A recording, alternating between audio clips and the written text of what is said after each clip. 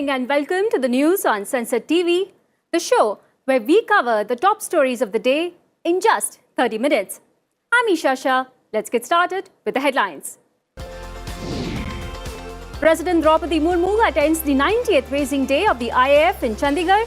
Vice President, Prime Minister and Defence Minister congratulate the Air Force.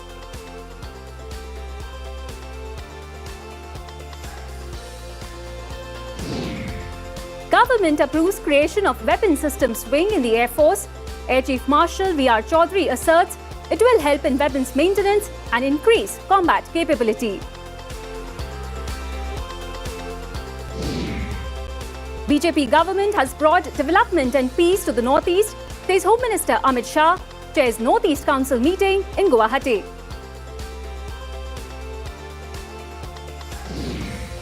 Mallikarjun Kharge and Shashi Tharoor to contest the elections for the post of Congress President. Tharoor says it will be a fight to the finish. And heavy rain slashed many areas in Delhi and Mumbai. Traffic jams and public transport disrupted due to waterlogging.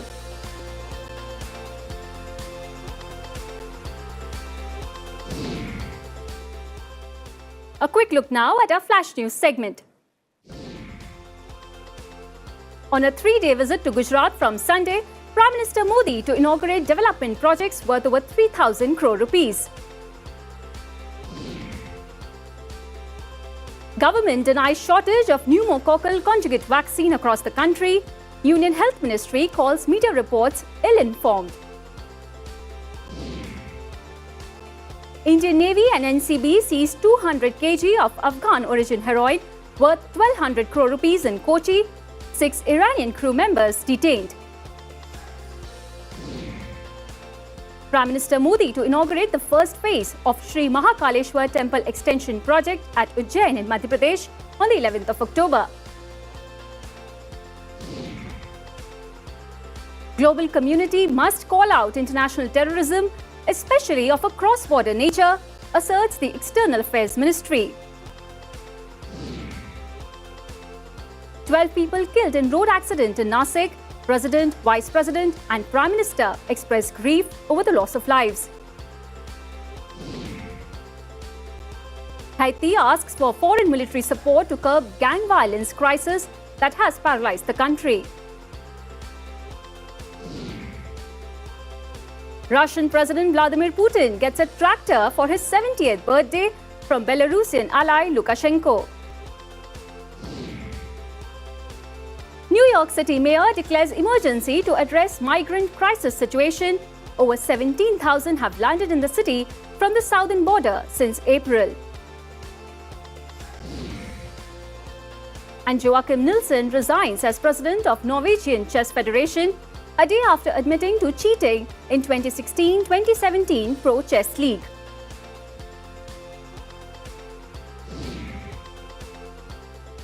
Our top story. The Indian Air Force is celebrating its 90th anniversary today. President, Vice President, Prime Minister and Defence Minister extended their greetings to air warriors, veterans and their families. The Air Force put up a spectacular show by a fleet of military aircraft over the Sukna Lake at the Chandigarh Air Force Station. Nearly 80 military aircraft and helicopters participated in the Air Force Day flypast at the Sukna Lake complex. President Draupadi Murmu attended the Air Force Day flypast as the chief guest. She was accorded the Guard of Honour upon her arrival. Defence Minister Rajnath Singh, Governors of Punjab and Haryana, and Haryana Chief Minister Chandigarh MP Kiran Kher were also present on the occasion. This is the IAF's first annual Air Force Day parade and flypast outside the Delhi NCR region. Prior to the spectacular aerial display, a ceremonial parade was held at the Air Force Station, which was inspected by Chief of Air Staff, Air Chief Marshal V.R. Chaudhary. The parade was followed by March Past. Air Officer Commanding-in-Chief, Western Air Command, Air Marshal Sri Kumar Prabhakaran, senior officers from the 3 services, and Ministry of Defence veterans were also present. Air Force Day marks the official induction of the IAF in 1932. The Indian Air Force Chief also unveiled the new combat uniform for Air Force personnel. The new combat uniform can be worn in different terrains. With this, all three arms of the Indian military have upgraded to disruptive digital patterns for camouflage uniforms. The central government has approved the creation of a weapons system branch for the Indian Air Force officers. Air Chief Marshal V.R. Chaudhary announced today. Addressing the 90th anniversary celebrations of the Indian Air Force in Chandigarh, the Air Chief Marshal said the move will save the government 3,400 crore rupees due to reduced expenditure on flying training. This is the first time since independence that a new operational branch is being created. The weapons system branch will man the specialized streams of surface-to-surface missiles, surface-to-air missiles, remotely piloted aircraft, among others. Air Chief Marshal also said that the Agnipath scheme is an opportunity to harness the potential of India's youth. He stated that in December, Indian Air Force will induct 3,000 Agniveer Vayu for initial training. That the government has approved the creation of a weapon system branch for the officers in the Indian Air Force. This is the first time since independence that a new operational branch is being created. This will essentially be for manning of 4 specialized streams of surface-to-surface missiles, surface-to-air missiles, remotely piloted aircraft, and weapon systems operators in twin and multi-crew aircraft. Now, Union Home Minister Amit Shah addressed the regional meeting on drug trafficking and national security with the Chief Ministers and DGPs of northeastern states in Guwahati today. He reiterated that drug-free India will make the dream of a safe and secure India possible. Along with Amit Shah, Assam Chief Minister Himanta Biswa Sarma, Union Minister G. Kishan Reddy, and Director Generals of Police of all northeastern states attended the regional meeting. Amit Shah said that the northeastern states should work to eliminate drugs. He stated that Prime Minister Modi's goal is a drug-free India. About 40,000 kgs of drugs were seized by the Narcotics Control Bureau and agencies of the northeastern states. These were also destroyed in the virtual presence of Amit Shah. पूरे drug के साम्राज्य को तभी समाप्त कर सकते हैं जब हम देश में एंटर होता है तब से जो ड्रग का आदती बन गया है वो विक्टिम तक पहुंचे तब तक की पूरी चैनल पर हम स्ट्राइक डाउन करें। तो मेरा सभी मुख्यमंत्रियों को आग्रह है कि जब आप राज्य स्तरीय एनकोड समिति की मीटिंग करें तब आपके यहाँ जो इन्वेस्टिगेशन होता है उसको कॉस्मेटिक इन्वेस्टिगेशन की तरह, उसको सैंपल इन्वेस्टिगेशन की तरह thoroughly investigation में convert करिए। Now, Union Home Minister Amit Shah and BJP National President JP Nadda inaugurated the party's newly constructed state office in Guwahati in Assam. Addressing a BJP workers' meeting after inaugurating the party office, Shah said that in the next 5 years, the BJP government will make Assam free from floods. He said that the Congress party had pushed the northeastern region towards violence, anarchy and strikes, while the BJP brought it back on the path of peace and progress. He stated that the BJP government established peace in Assam with 9,000 people laying down their arms.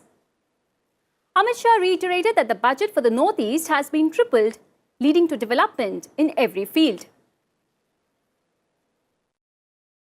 North और भारत के बाकी के हिस्से में कांग्रेस के 70 साल के अंदर जो मनमुटाव था, जो दूरियां थी, वो दूरियां सारी पाटकर आज नॉर्थ ईस्ट मेन स्ट्रीम में आया है और विकास आगे बढ़ा है। नॉर्थ ईस्ट की हर राजधानी को रेलवे से जोड़ने का प्रकल्प, हर राजधानी को एयरपोर्ट देने का प्रकल्प और नॉर्थ ईस्ट के बजट को 3 गुना कर नॉर्थ ईस्ट के इंफ्रास्ट्रक्चर को मजबूत करने का प्रकल्प नरेंद्र भाई ने लिया है। Now, BJP President JP Nadda also laid the foundation stones for 9 district offices virtually, while Amit Shah laid the foundation stones for 102 regional party offices. Addressing the rally, Nadda said that Northeast and Assam have joined the mainstream of development today. He also said that their fight is not against any party's ideology, but it is against dynasty politics. आज Bharatiya Janata party अकेली party है जो विचारों से lace है, कार्यकर्ताओं की ताकत के आधार पर है, जनता का समर्थन है, मोदी जी जैसा नेतृत्व है और देश में आपके साथ काम करने के लिए लोगों का वातावरण है. The Samajwadi Party named Vinay Tiwari as its candidate for the by-election for Gola Gokarnanath Assembly seat. The BJP has fielded Aman Giri for the Assembly constituency in Lakhimpur Kheri. By-elections to the Gola Gokarnanath Assembly constituency has been necessitated following the death of the sitting BJP MLA Arvind Giri in September. Polling for the by-election will be held on the 3rd of November, while counting of votes will be held on the 6th of November. The BJP has named Bhavya Bishnoi, the son of party leader Kuldeep Bishnoi, as its candidate for the Adampur Assembly by-poll in Haryana. The party also fielded K. Rajagopal Reddy from Mudugode in Telangana.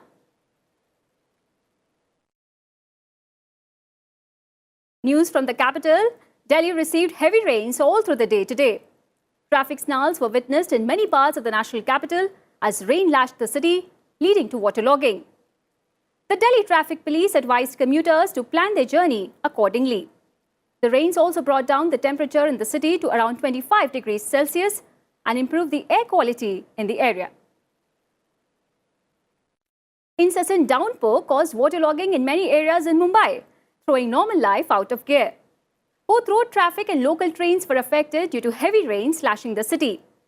The Met Department has issued a yellow alert for the city and the surrounding districts of Thane, Palghar and the Konkan region for the next 2 days.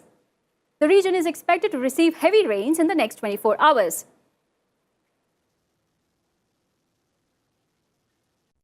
Mallikarjun Kharge and Shashi Tharoor were the two candidates for the Congress presidential election after the last day for withdrawal of nominations on Saturday. Voting will be held on the 17th of October. The results will be declared 2 days later. Tharoor denied rumors of withdrawing from the contest. He said the fight will go on till the finish.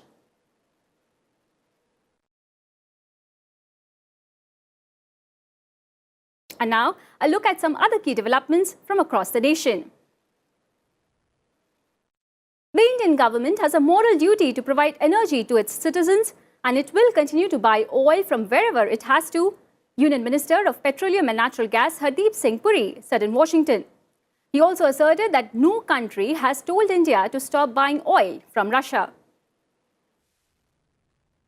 The ED has seized about 1 crore in cash after raids were conducted in about 35 locations in connection with the money laundering case. Now, this was into the Delhi excise policy, which has since been scrapped. The searches were conducted on Friday in Delhi NCR, Punjab and Hyderabad. The NCRT has announced that the National Talent Search Examination has been stalled until further orders. The scholarship program is funded by the Education Ministry and hosted by the NCERT. Officials said that the ministry plans to revamp the scheme. Prime Minister Modi on Friday said that the auction of the PM Mementos 2022 has been extended till the 12th of October. Responding to a tweet thread by the Ministry of Culture, the Prime Minister tweeted, and I quote, "This is among the many special gifts that I have received over the years. Respecting people's wishes, the auction of the mementos has been extended till the 12th. Do take part," unquote. The X-ray spectrometer class on the Chandrayaan-2 orbiter has mapped an abundance of sodium on the moon for the first time. ISRO said that the new findings from Chandrayaan-2 would aid development of similar models for Mercury and other airless bodies.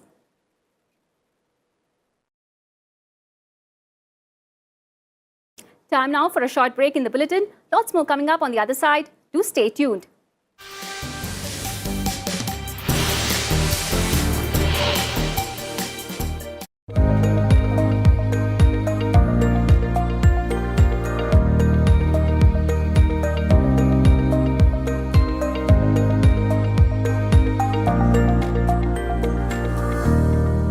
माँ का दिल है, वो क्या कहता है? मैं आपको आपको मैं बताना चाहती हूँ।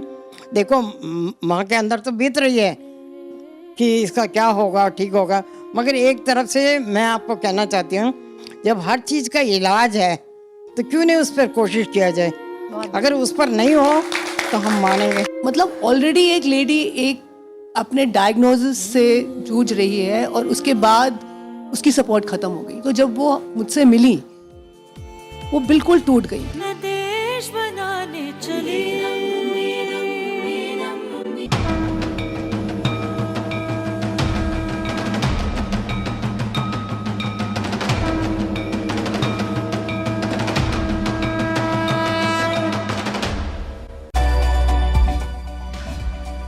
एक स्वस्थ जीवन जीने के लिए कोशिश करें कि हम नशे से दूर रहें, लेकिन अगर हमारे अंदर नशे की आदत या जिसे हम एडिक्शन कहते हैं वो पनप रही है तो समय रहते इसका इलाज कराना ज़रूरी है। नशे से बचा जा सकता है, नशे को बीमारी माने, इसका इलाज बहुत अच्छे से अवेलेबल है। नशे की लत से कैसे बचा जाए, जानने के लिए देखिए हेल्दी इंडिया मंगलवार दोपहर 1 बजे सिर्फ सनसेट टीवी पर।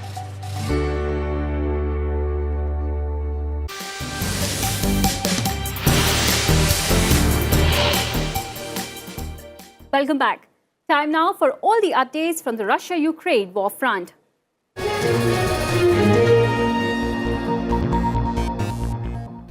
A series of explosions rocked the eastern Ukrainian city of Kharkiv early this morning.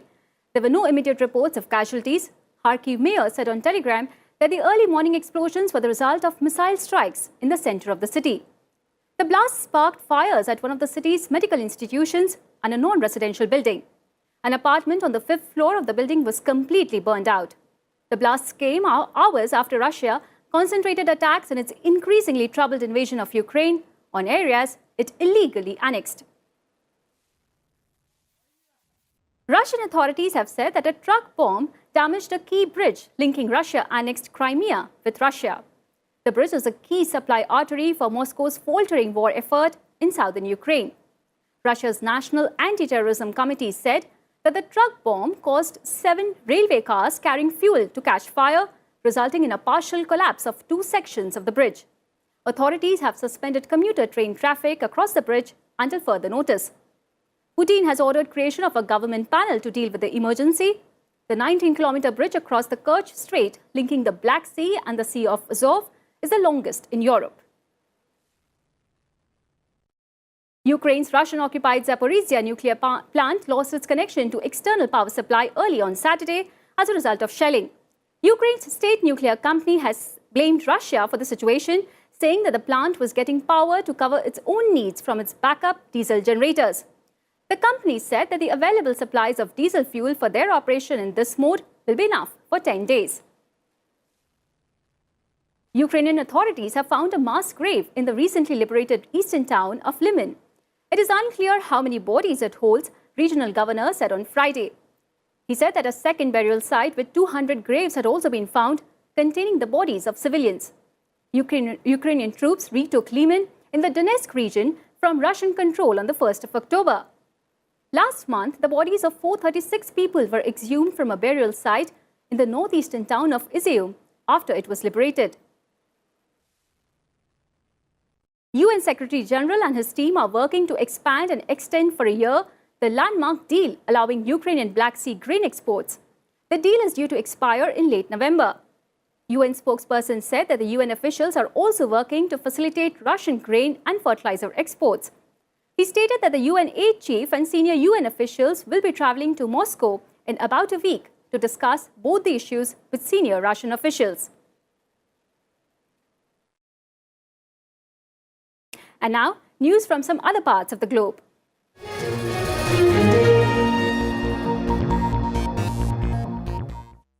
Brazil's far-right incumbent Jair Bolsonaro and leftist rival Lula da Silva restarted their campaigning for the October 30th presidential runoff.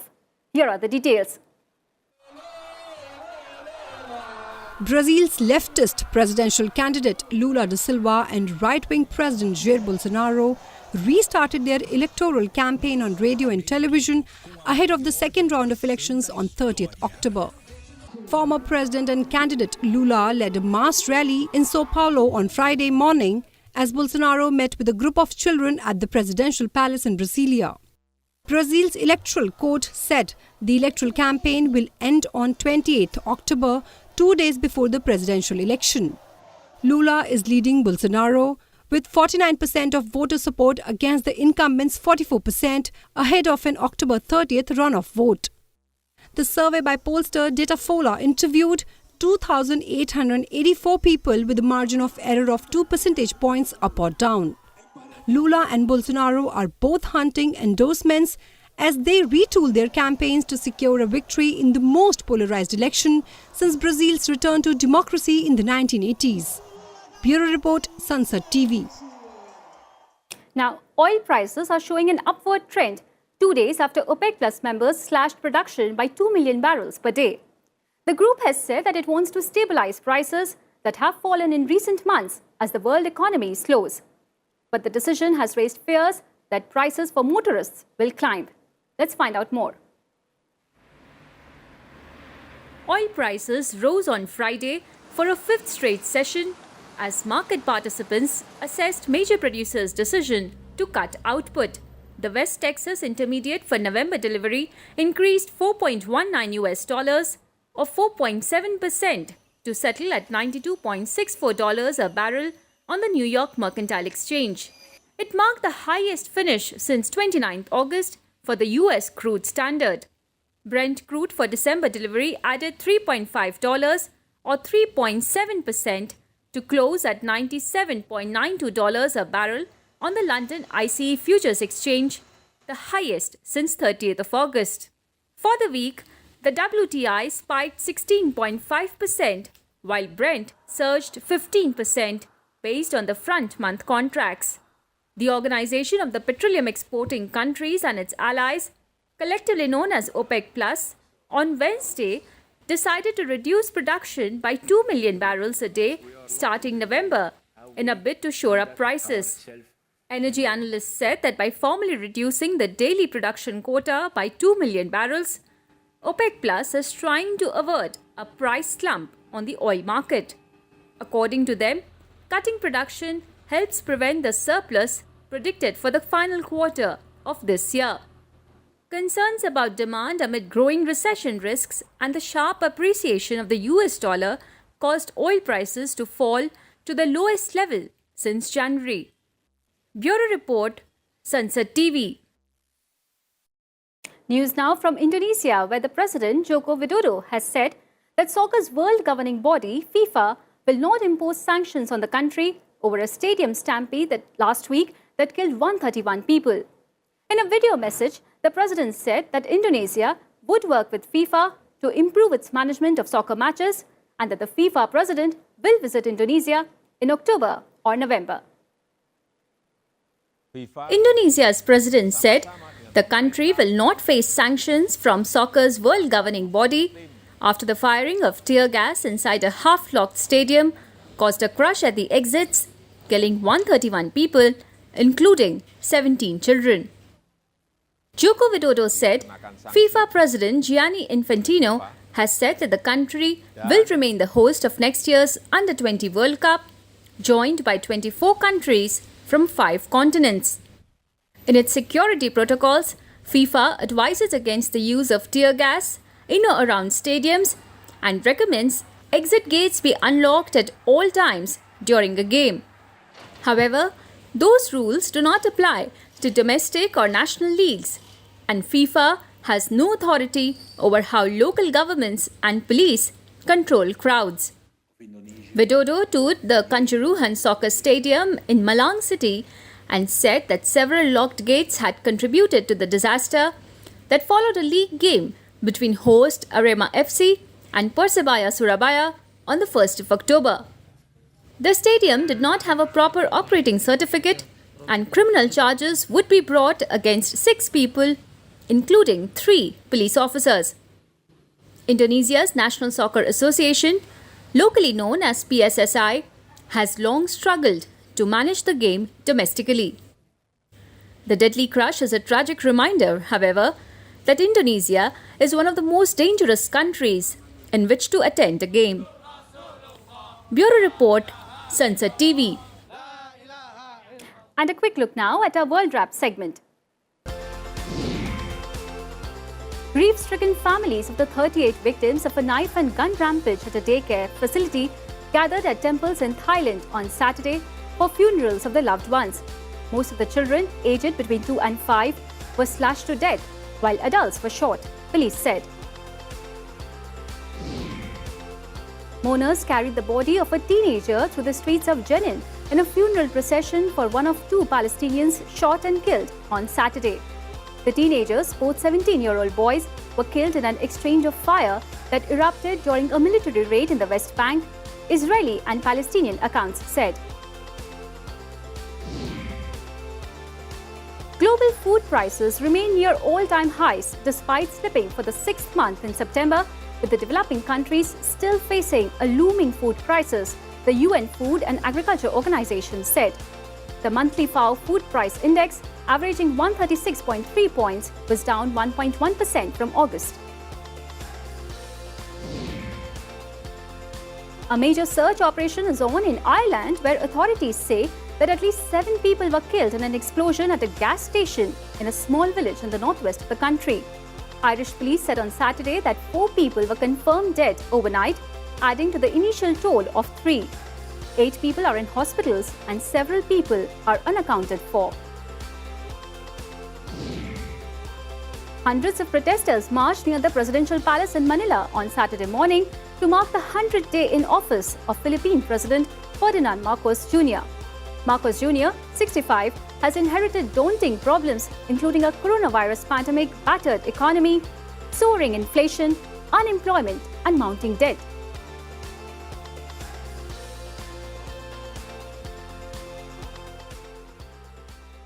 And time now for all the latest from the world of sports.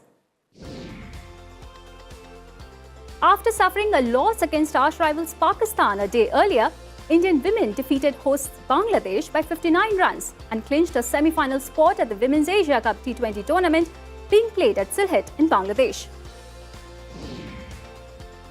Opener Shafali Verma gave a stellar performance with both bat and ball in India's victory. India scored 159 for 5 batting first. Verma was a top scorer with 55 of 44 balls. Indian bowlers restricted Bangladesh to 100 for 7. Verma took 2 wickets for 10 in 4 overs. An all-round performance helped Pakistan beat New Zealand by 6 wickets in the second match of the T20 Tri-Series being played in New Zealand. Pakistan bowlers restricted the home team to 147 for 8, and their batters, led by captain Babar Azam, then chased down the total with 10 balls remaining. Washington Sundar has replaced Deepak Chahar in the Indian squad for the last 2 ODIs versus South Africa. The second match between the two teams will be played tomorrow in Ranchi. Runaway championship leader Max Verstappen takes pole position for the Japanese Grand Prix as the attempts to clinch his second straight world title this weekend in Suzuka. Third seed Stefanos Tsitsipas of Greece will face Novak Djokovic in the final of the Astana Open in Kazakhstan. In the semi-final, he had defeated Russian 5th seed Andrei Rublev, while Djokovic got to the final after Medvedev retired. And that's all for the day in this bulletin. Stay tuned to Sansad TV for all the latest updates round the clock. Do share with us your feedback on our social media platforms. Thank you for watching. Good night.